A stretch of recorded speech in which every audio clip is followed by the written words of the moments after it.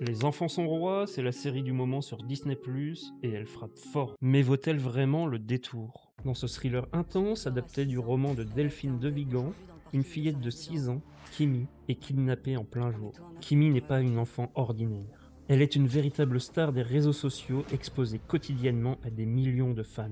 Cette disparition enflamme les médias et déclenche une enquête nationale confiée à Sarah Roussel, chef de brigade du SDPJ. Pour retrouver la petite, Sarah doit s'immerger dans ce monde hyper médiatisé et bientôt des secrets bien sombres émergent.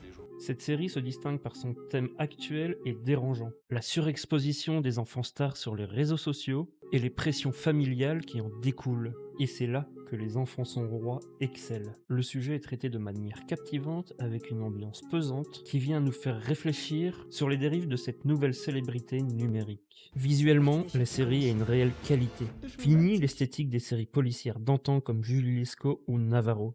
Ici, la réalisation est propre, moderne, avec une photographie soignée qui colle parfaitement à l'atmosphère tendue.